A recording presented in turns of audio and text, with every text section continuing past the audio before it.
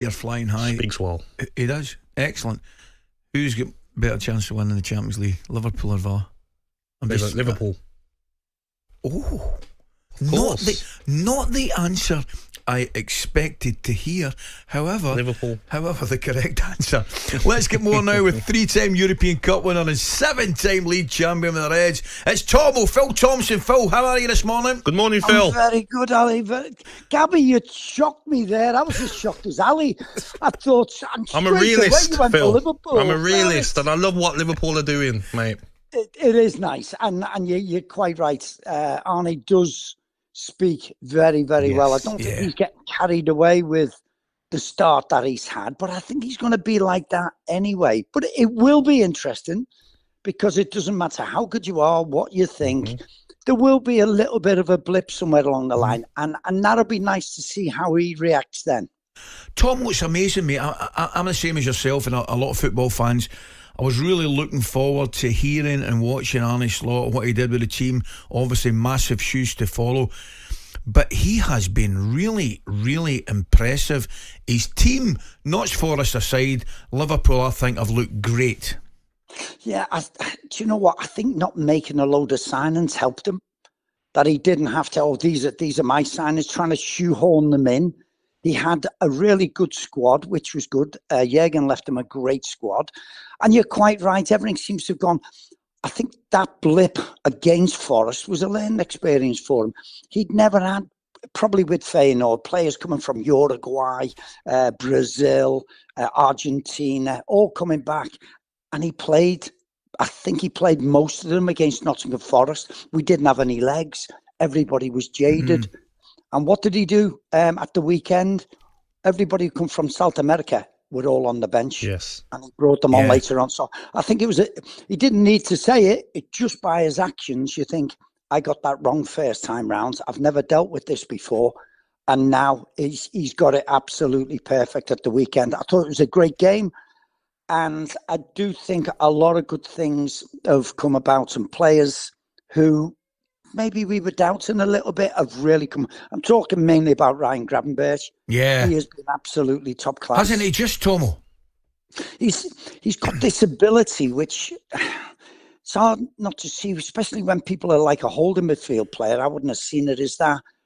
When this ball comes to him, he lets it roll past him so that he's keeping his body away from it. And he's so quick over the ground that he can turn sort of just keeping possession into quite an offensive action.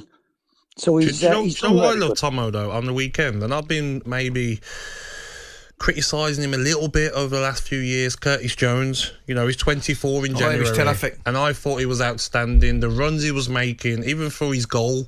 A lot of midfielders want the ball to feet, don't they, Phil? But that run, knowing Salah can make that pass, I thought he was outstanding.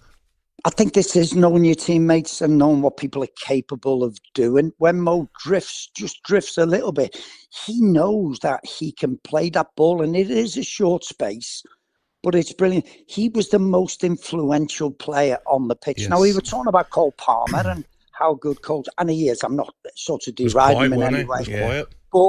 But you looked at Curtis's, the influence on the game. All the major incidents come from him. Mm-hmm. There's a lot of great things, even that we've seen on Saturday night on the TV. They show great parts of his ability. The thing with Curtis is he needs to reproduce that week in and week out. Sometimes when he gets the plaudits and how good he's played, sometimes he thinks, "Oh, I've arrived." And that is a thing where he's got to get that in his mentality that, no, for the big teams, you have to do it week in and week out. One bad game, it may be 10. Tomo, it seems you and I always have this conversation. Contracts, mate. Van Dijk, where are you at this moment in time with it, mate? Where are you with Trent, who, the rumours are he's going to Real Madrid. Surely they've got to get it ironed out, mate. Well, it is, and there's no doubt this is a big talk, and they can talk to other clubs in January, foreign clubs, and I do think it's a big worry for the club because it's not only their contracts and they're such influential players. I worry when I look at it and you go, why have three of our most influential players all contracts running out together? Yeah. which seems to be sort of, we maybe didn't see that coming in a bit of a way. But it is worrying me more and more. The thing I'm hearing about Virgil talks are sort of happening. I've seen this too much over the years now, not just with Liverpool, with players who say, "Oh yeah, well I'm still, we're still talking and we're still having this," and you're just going, "I don't feel like these are going to sign," and that's the way I'm feeling. I think with the likes of Virgil, I think maybe he just wants, I don't know, a longer contract so that he can see it. But Trent worries me and Mo worries me, and it's a big loss financially to Liverpool, because going back just to last summer, we would have made a lot of money out of these players even if they still wanted to leave this coming summer. Tomo, that all said, you win at the weekend. 7 points. 7 points. Ahead of Arsenal. I know. It will be big. It's another massive game. The Chelsea game was a big test for Liverpool. We were very good, and why it was such a good result, Chelsea played well. They did. Chelsea are not the basket case that we are. They have an identity. They have a way of how they played, and there was people who were really wanting it. And I thought, ooh, this Chelsea team are going to take points off other teams.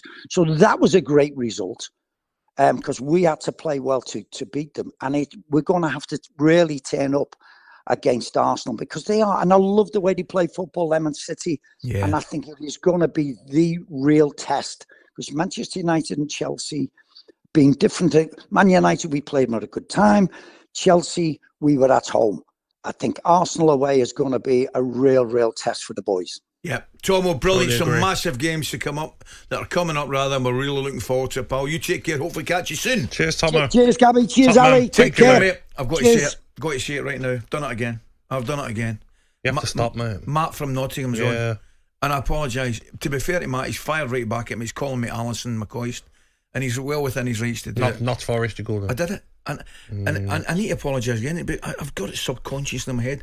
And Woodsy kept saying to me, just call them Forest. Yeah, just call them Forest. Not Forest, it's hard, because they don't like it, and I do it all the time, and I apologise. However, I'm firmly putting my place again from JJ from Newcastle. This is Mark Jordi at Sandhaven. I seemingly said that Klopp was massive shoes to follow. It is, of course, massive shoes to fill, but the massive shoes to follow as well. Mark, get yourself squared up, you. talkSPORT Breakfast, waking you up Monday to Friday morning from 6 a.m. on AM, on DAB, via the talkSPORT app, and on your smart speaker. talkSPORT.